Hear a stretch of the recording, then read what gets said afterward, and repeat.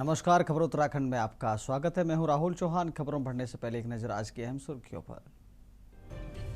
SC ने सरकार को जारी किया नोटिस, संविदा कर्मियों को नियमित न करने और जीएसटी काटने पर मांगा स्पष्टीकरण।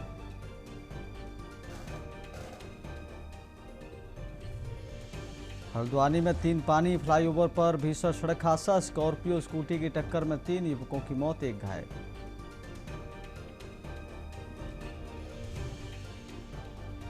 बद्रीनाथ मंदिर की थाली भेंट में कथित गड़बड़ी का मामला, निलंबित कर्मचारी हाईकोर्ट की शरण में, समिति से मांगा जवाब। उत्तराखंड में मदरसों को और अल्पसंख्यक शिक्षा संस्थानों पर सख्ती, नियम तोड़ने पर लगेगा 5 लाख जुर्माना। हरिद्वार में पुलिस का सघन सत्यापन अभियान, रानीपुर क्षेत्र में एक्शन मोड में दिखी पुलिस, किराएदारों और घरेलू सहायकों का हुआ सत्यापन। उत्तराखंड में बारिश का तांडव, नदियां उफान पर, 7 जिलों में ऑरेंज अलर्ट जारी।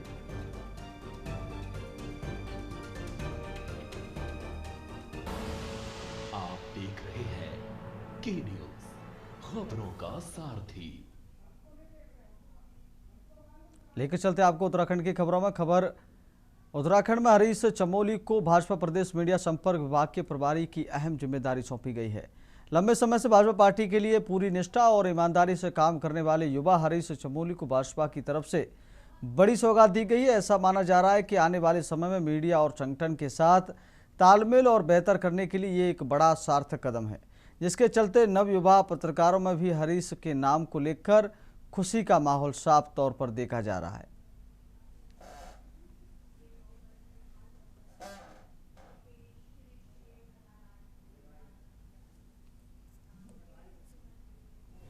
नमस्कार मित्रों, भारतीय जनता पार्टी के प्रदेश नेतृत्व ने मुझ पर विश्वास जताते हुए प्रदेश मीडिया संपर्क विभाग के प्रभारी की जिम्मेदारी सौंपी। इसके लिए मैं आदरणीय प्रदेश अध्यक्ष महेंद्र भट्ट जी का व प्रदेश के माननीय मुख्यमंत्री जी पुष्कर सिंह धामी जी का आभार व्यक्त करता हूं। अगली खबर का रुख करते, भारतीय राष्ट्रीय कांग्रेस द्वारा रचनात्मक कांग्रेस संगठन का गठन किया गया है, जिसका मुख्य उद्देश्य है कि लोगों के बीच जाकर उनसे संवाद करना और उनकी समस्याएं जानना और उनके समाधान निकालना, चाहे वह किसी भी वर्ग की या जाति से हो।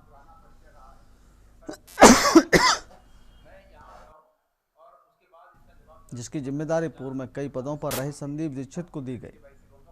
अब इसका विस्तार उत्तराखंड में भी होना है। इसी को लेकर देहरादून के कांग्रेस भवन में प्रेस वार्ता कर जानकारी दी गई। वहीं संदीप दीक्षित ने कहा कि रचनात्मक कांग्रेस का कार्य राजनीति से ऊपर उठकर काम करना है, जिसके तहत लोगों को अपनी आवाज़ उठाने का मौका मिल सके। रचनात्मक कांग्रेस हर क्षेत्र में कार्य कर रही है, जिसमें शिक्षा, स्वास्थ्य, बेरोजगारी, भ्रष्टाचार, पर्यावरण, अन्य विषय भी हैं। साथ ही रचनात्मक कांग्रेस 7 से 8 राज्यों में कार्य कर रही है और आगे अन्य राज्यों में भी संगठन को मजबूत किया जाएगा।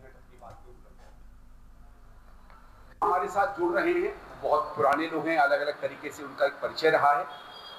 और मैं अपने जो साथी आए हैं उनसे मैं दरखास्त करूंगा, अगर आपकी अनुमति मिले कि 2-2 मिनट 3-3 मिनट वो अपनी बात भी रखें, इसमें हमारे में कितने रंग के लोग हैं उसका थोड़ा बहुत आपको परिचय मिल जाए। और उसके बाद जो साथियों, कुछ राज्यों में हम लोगों ने अपना जब मैनिफेस्टो बनाया, जिसमें छत्तीसगढ़ प्रमुख था, वो भी जनता के साथ जुड़कर बनाया, तो इससे एक राजनीतिक रूप से भी हमको बहुत सीख मिली। हमारी पहचान दोनों है, हम दोनों पहचानों को स्वीकार करते हैं।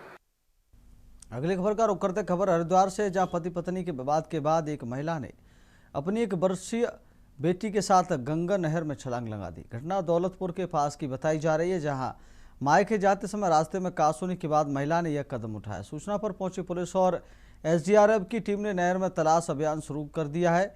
महिला और मासूम बच्ची का अभी तक पता नहीं चल सका है, जबकि 4 वर्षीय बेटा सुरक्षित है। पुलिस मामले की जांच कर रही है।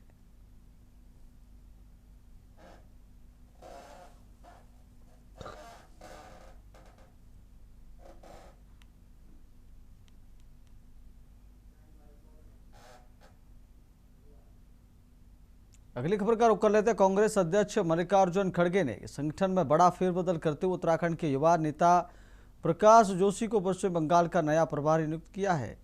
एनएसयूआई, यूथ कांग्रेस और एआईसीसी में विभिन्न अहम जिम्मेदारियां निभा चुके प्रकाश जोशी को संगठनात्मक अनुभव के आधार पर यह जिम्मेदारी सौंपी गई है। कांग्रेस का मानना है कि उनके नेतृत्व से पश्चिम बंगाल में संगठन को नई मजबूती मिलेगी। यह नियुक्ति पार्टी के व्यापक संगठनात्मक पुनर्गठन अभियान का हिस्सा मानी जा रही है। प्रकाश जोशी ने कांग्रेस अध्यक्ष मल्लिकार्जुन खड़गे द्वारा पश्चिम बंगाल का प्रभारी नियुक्त किए जाने के बाद पार्टी नेतृत्व का आभार जताया। उन्होंने कहा कि शीर्ष नेतृत्व ने जो जिम्मेदारी सौंपी है उसे पूरी निष्ठा और मेहनत के साथ निभाएंगे।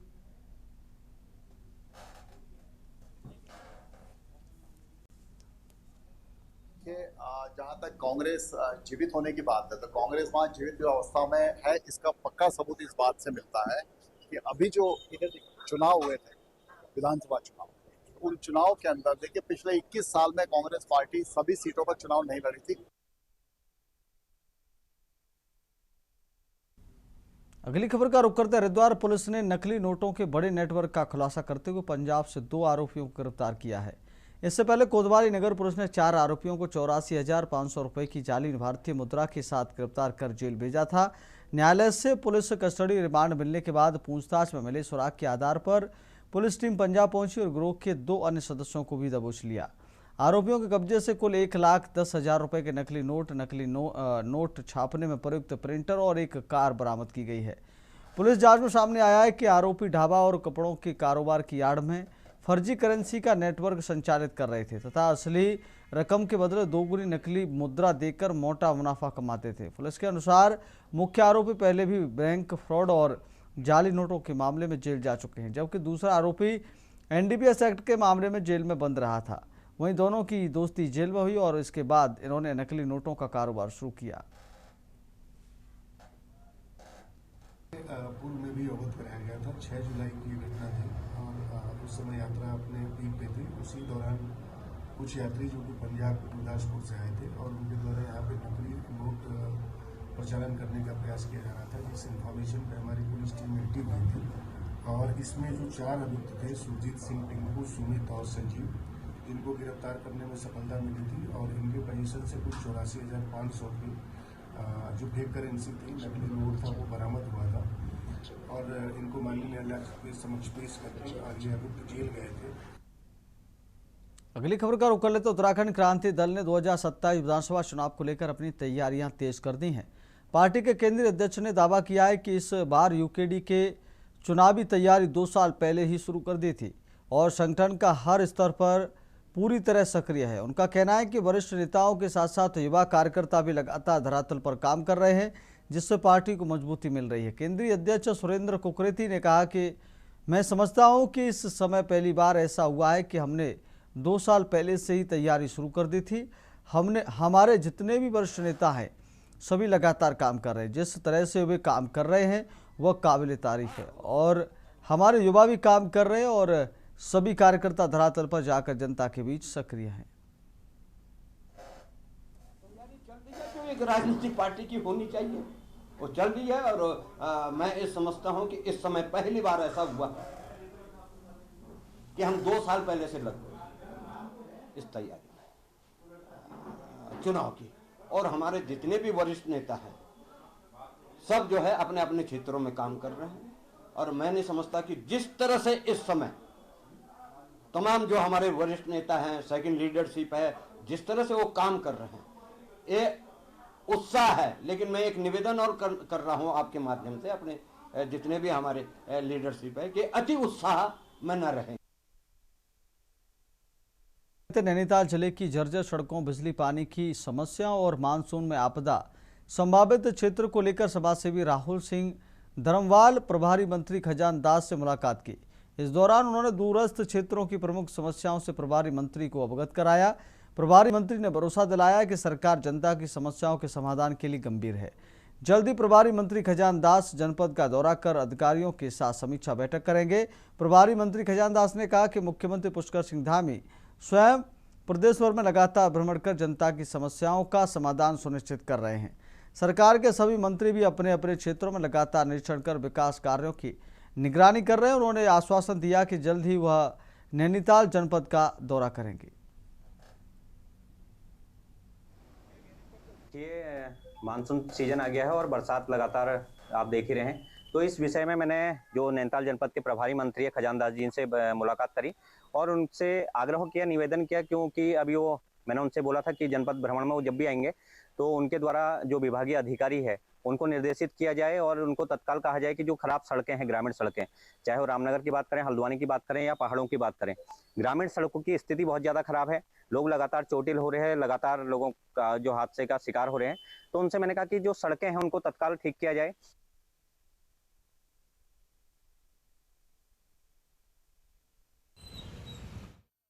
ऋषिकेश मार्ग स्थित 7 मोड़ क्षेत्र में प्रस्तावित पेड़ों की कटाई के विरोध में रविवार को विभिन्न सामाजिक संगठनों ने बड़ा आंदोलन किया। प्रदर्शन में बड़ी संख्या में पर्यावरण प्रेमी, स्थानीय लोग और सामाजिक संगठनों के प्रतिनिधि शामिल हुए और आंदोलनकारियों ने विकास कार्यों के साथ पर्यावरण संरक्षण को भी समान महत्व देने की मांग उठाई। प्रदर्शन में परवादून कांग्रेस जिलाध्यक्ष मोहित नियाल भी शामिल हुए। उन्होंने प्रदर्शनकारियों के साथ पेड़ों की कटाई का विरोध करते हुए कहा कि विकास परियोजनाओं के क्रियान्वयन के दौरान पर्यावरण संतुलन बनाए रखना आवश्यक है।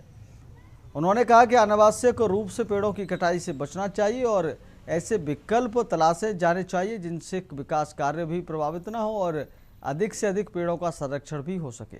आंदोलन के दौरान प्रदर्शनकारियों ने पर्यावरण संरक्षण के समर्थन में नारेबाजी की और प्रशासन से परियोजना के लिए वैकल्पिक समाधान खोजने की मांग की।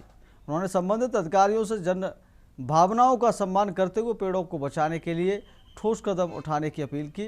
प्रदर्शन शांतिपूर्ण ढंग से संपन्न हुआ और पर्यावरण संरक्षण को लेकर लोगों में जागरूकता का संदेश दिया गया। कहाँ से आए? ऋषिकेश। अच्छा, क्यों आए हैं यहाँ पे? क्या हो रहा है यहाँ पे? पेड़ कटती हूँ। पेड़ कट रहे हैं, तो इनको क्या करना चाहिए? बचाना चाहिए? गलत हो रहा है? दुख है आपको? इधर देखो, तो पेड़ नहीं कटने चाहिए। क्या होगा अगर पेड़ कटेंगे तो? ऑक्सीजन नहीं ले पाएंगे। ये एक कोशिश है कि मतलब हो सकता है कि हम शांतिपूर्ण कोई भी प्रदर्शन करें तो वो ज़्यादा इम्पैक्ट लाए इंस्टेड ऑफ। हाँ, होप तो करते हैं कि जल्दी जल्दी हो, क्योंकि हमें अच्छा नहीं लग रहा है कि इतने सारे पेड़ कट रहे हैं। मैं अभी जस्ट देहरादून से ही ऋषिकेश आई हूँ, ये 7 मोड़ पे, और जैसे ही मतलब जहाँ पे पेड़ वगैरह सब कट चुके हैं के सब सामने है। 150 साल पुराने ये वृक्ष आज नीचे पड़े हैं, कटे पड़े हैं। एक पूरा इकोसिस्टम पूरा बर्बाद कर दिया जा रहा है। सरकार की आखिरकार कैसी ये योजना है कि वो कहते हैं एयरपोर्ट से लेकर हम ऋषिकेश तक इनको काट के 10 मिनट का रास्ता कम कर देंगे। कल गाड़ियां जब यहाँ 150 की स्पीड से दौड़ेंगी तो जाम कहाँ लगेगा? आखिरकार जाम तो ऋषिकेश में ही लगेगा।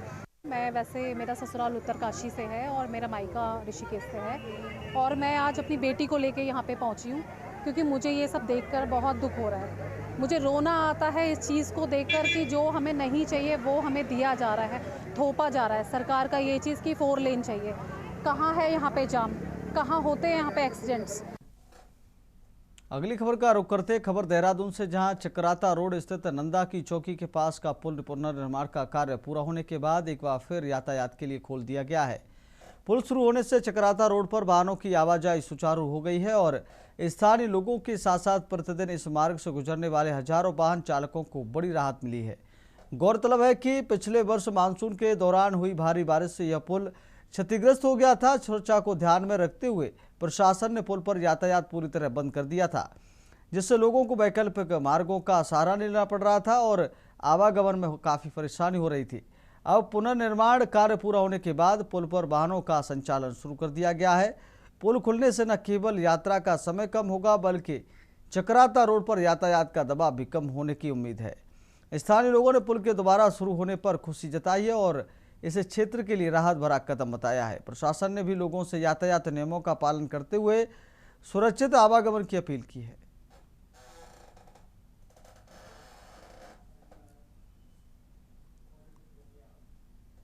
अगली खबर का रुख करते खबर हल्द्वानी से, जहां लाल कुआं मार्ग स्थित 3 पानी फ्लाईओवर पर शनिवार रात करीब 10 बजे हुए भीषण सड़क हादसे में 3 युवकों की मौके पर ही मौत हो गई, जबकि एक युवक गंभीर रूप से घायल हो गया। हादसा स्कॉर्पियो और स्कूटी की आमने सामने की टक्कर में हुआ। टक्कर इतनी जबरदस्त थी कि स्कूटी पूरी तरह क्षतिग्रस्त हो गई और घटनास्थल पर अफरा तफरी मच गई। पुलिस के अनुसार स्कॉर्पियो बरेली से जोलीकोट की ओर जा रही थी, जबकि स्कूटी पर सवार 4 युवक फ्लाईओवर से गुजर रहे थे। हादसे में राहुल राजपूत, शिवम और अंशु आर्या की मौत हो गई, जबकि आदि टमटा गंभीर रूप से घायल हो गया। उसे सुशीला तिवारी अस्पताल में भर्ती कराया गया है, जहां उसका इलाज जारी है। डायल 112 पर सूचना मिलने के बाद पुलिस मौके पर पहुंची और राहत एवं बचाव कार्य शुरू किया। पुलिस ने शवों को कब्जे में लेकर पोस्टमार्टम के लिए भेज दिया है। वहीं स्कॉर्पियो चालक से पूछताछ की जा रही है। सिटी मजिस्ट्रेट AP वाजपेयी और पुलिस अधिकारियों ने अस्पताल पहुंचकर स्थिति का जायजा लिया। पुलिस दुर्घटना के वास्तविक कारणों की जांच में जुटी है।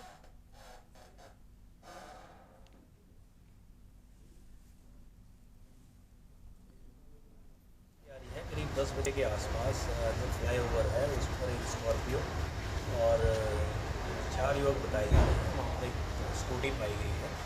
तो टक्कर होने से वो दुर्घटना घटित हुई है। इसमें 3 युवकों की मृत्यु होना बताया गया।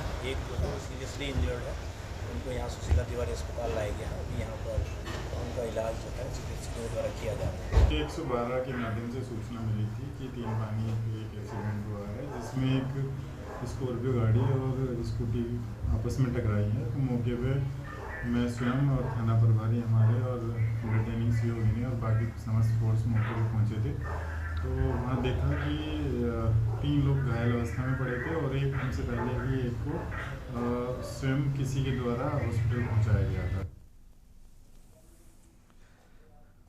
अगली खबर का रुख करते खबर देहरादून से, जहां आगामी विधानसभा चुनाव 2027 को देखते हुए भारतीय जनता पार्टी ने संगठन को और अधिक सक्रिय एवं मजबूत करने की कवायद शुरू कर दी है। पार्टी ने बूथ स्तर तक संगठनात्मक ढांचे को मजबूत करने के उद्देश्य से प्रदेश में नई जिम्मेदारियां बांटी है। प्रदेश अध्यक्ष महेंद्र भट्ट की सहमति के बाद भाजपा ने 15 प्रमुख विभागों में नए संयोजकों और संयोजकों की नियुक्ति की है। भाजपा प्रदेश महामंत्री कुंदन परियार ने बताया कि पार्टी का उद्देश्य समाज के हर वर्ग तक पहुंच बनाना और संगठन को जमीनी स्तर पर और प्रभावी बनाना है। उन्होंने कहा कि वर्तमान समय में समाज के विभिन्न वर्ग भाजपा से जुड़े हुए हैं और इन विभागों के माध्यम से कार्यकर्ता समाज के बीच जाकर बेहतर समन्वय स्थापित करेंगे। पार्टी नेताओं के अनुसार इन विभागों के गठन से संगठनात्मक गतिविधियों को गति मिलेगी और कार्यकर्ता आगामी चुनाव की तैयारियों को और मजबूत करेंगे। भाजपा का फोकस बूथ स्तर पर कार्यकर्ताओं को सक्रिय करने, जनसंपर्क बढ़ाने और संगठन को चुनावी दृष्टि से तैयार करने पर है। नई नियुक्तियों के बाद पार्टी ने विधानसभा चुनाव 2027 के लिए अपनी तैयारियां तेज कर दी हैं। जीवन का कोई भी ऐसा वर्ग नहीं है जो भारतीय जनता पार्टी से नहीं जुड़ा है और इसीलिए भारतीय जनता पार्टी ने भी हर वर्ग के लिए, हर क्षेत्र के लिए और इस प्रकार के जो विभागों की रचना की गई है, हम समझते हैं कि इसके माध्यम से कार्यकर्ता अपनी पार्टी को और अधिक सुदृढ़ करने का प्रयास करेगा और जिन जिन विभागों का उनको दायित्व दिया गया है उन विभागों को उसकी सूक्ष्म से सूक्ष्म जानकारी रख करके उसका अध्ययन करके पार्टी को, संगठन को मजबूत करने का काम करेगा और उनका लाभ हम आगामी जो विधानसभा के चुनाव हैं उस चुनाव में भी हम लेंगे। अब वक्त हो गया छोटे से ब्रेक का। ब्रेक के बाद खबरों में चल लौटेंगे। आप देख रहे हैं जहां जिले में अपराध नियंत्रण और जन सुरक्षा को मजबूत करने के उद्देश्य से पुलिस ने सघन सत्यापन अभियान चलाया। SSP नवनीत सिंह भुल्लर के निर्देश पर रानीपुर क्षेत्र में पुलिस टीम एक्शन मोड में नजर आई। अभियान के दौरान किराएदारों, घरेलू सहायकों और संदिग्ध व्यक्तियों का व्यापक सत्यापन किया गया। पुलिस टीमों ने क्षेत्र में घर घर जाकर लोगों की जानकारी जुटाई और सत्यापन प्रक्रिया की जाँच की। जिन लोगों ने सत्यापन नियमों का पालन नहीं किया उनके खिलाफ मौके पर ही वैधानिक कार्रवाई की गई। पुलिस ने मकान मालिकों को निर्देश दिए कि वह अपने किराएदारों और घरेलू कर्मचारियों का समय पर सत्यापन अवश्य कराएं, जिससे किसी भी आपराधिक गतिविधि पर प्रभावी रोक लगाई जा सके। हरिद्वार पुलिस का कहना है कि शहर और ग्रामीण क्षेत्रों में सुरक्षा व्यवस्था को बेहतर बनाने के लिए सत्यापन अभियान लगातार जारी रहेगा। पुलिस अधिकारियों ने आम जनता से भी अपील की है कि वह पुलिस का सहयोग करे और किसी भी संदिग्ध व्यक्ति या गतिविधि की सूचना तत्काल पुलिस को दें। अभियान के जरिए पुलिस आपराधिक घटनाओं पर अंकुश लगाने और क्षेत्र में सुरक्षित माहौल बनाए रखने का प्रयास कर रही है। अगली खबर का रुख करते हैं हरिद्वार के दूधाधारी चौक के पास मंगलवार को ई रिक्शा और ऑटो की आमने सामने हुई जोरदार टक्कर में कई यात्री घायल हो गए। हादसा इतना तेज था कि दोनों वाहनों में सवार यात्री सड़क पर गिर गए। जिससे मौके पर अफरा तफरी का माहौल बन गया। टक्कर की आवाज़ सुनकर आसपास के लोग तुरंत घटनास्थल पर पहुंचे और घायलों की मदद करते हुए उन्हें उपचार के लिए अस्पताल भिजवाने में सहयोग किया। हादसे की सूचना मिलते ही पुलिस भी मौके पर पहुंच गई और स्थिति को संभाला। पुलिस ने यातायात व्यवस्था को सामान्य कराया और दुर्घटनाग्रस्त वाहन को सड़क से हटवाया। प्राथमिक जानकारी के अनुसार हादसे में कई लोगों को चोटें आई हैं। घायलों का उपचार कराया जा रहा है। पुलिस ने दुर्घटना के कारणों की जांच शुरू कर दी है और यह पता लगाने का प्रयास किया जा रहा है कि टक्कर किस वजह से हुई। प्रत्यक्षदर्शियों से भी जानकारी जुटाई जा रही है।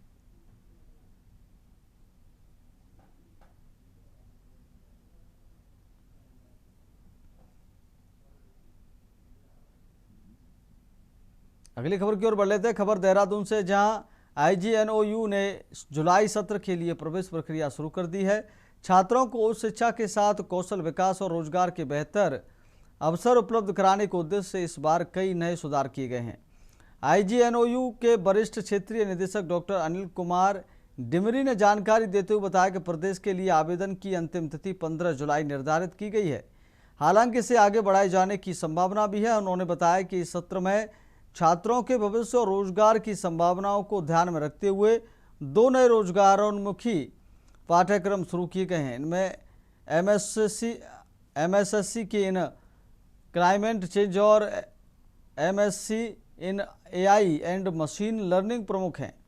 डॉक्टर डिमरी ने कहा कि उत्तराखंड जैसे पर्वतीय राज्य के लिए जलवायु परिवर्तन से जुड़ा पाठ्यक्रम काफ़ी उपयोगी साबित हो सकता है।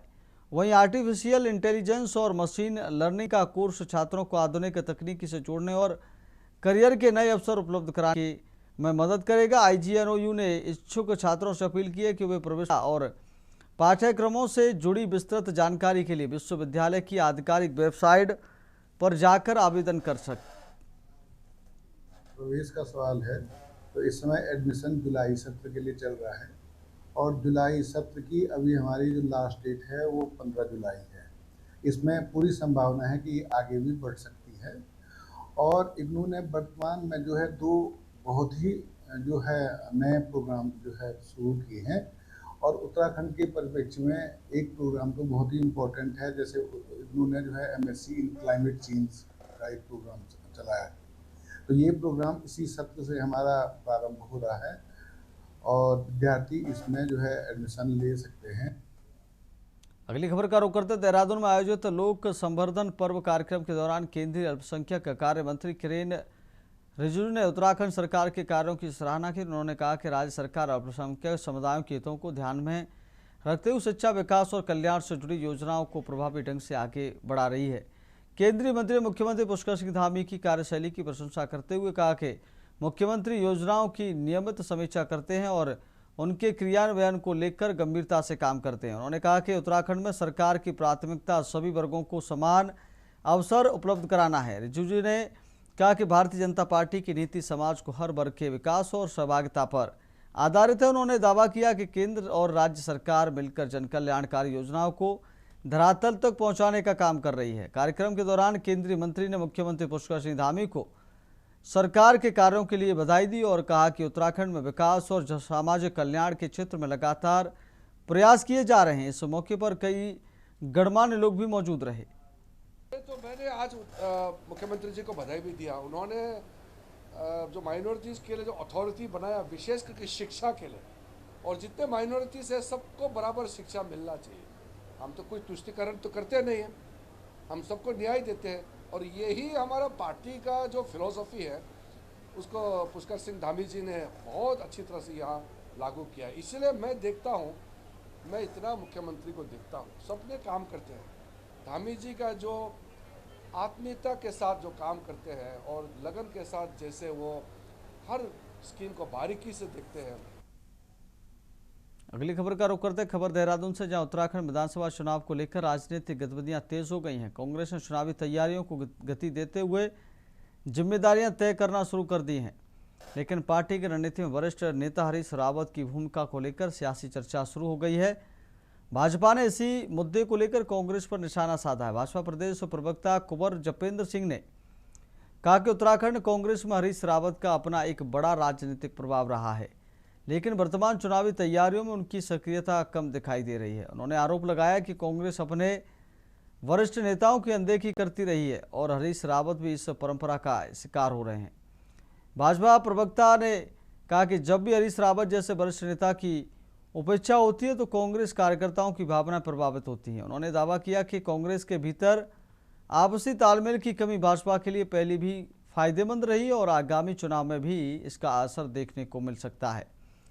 वहीं कांग्रेस की ओर से चुनावी तैयारियों को लेकर लगातार बैठकें और रणनीति बनाने का काम जारी है। प्रदेश की राजनीति में हरीश रावत की भूमिका को लेकर भाजपा के बयान के बाद सियासी बयानबाजी तेज हो गई है। ये माना जाता है कि उत्तराखंड की आधी कांग्रेस हरीश रावत जी के इर्द गिर्द है और विपक्ष के नाम पे, कांग्रेस के नाम पे जो हरीश रावत जी की कार्यप्रणाली है वो कहीं ना कहीं प्रदेश में एक सार्थक संदेश भी कभी कभी देती है। लेकिन कांग्रेस द्वारा अपने उत्तराखंड के उस नेतृत्व को नज़रअंदाज करना, कांग्रेस के उनके बाकी साथियों द्वारा अपने एक सीनियर नेता का अपमान करना, ये कांग्रेस की परंपरा है। और ये केवल इसका शिकार हरीश रावत जी ही नहीं है, इसका शिकार पूर्व में भी कांग्रेस के बड़े बड़े नेता हुए हैं। फिलहाल खबर उत्तराखंड में मेरे साथ इतना ही। देखते रहिए के न्यूज़ इंडिया। नमस्कार।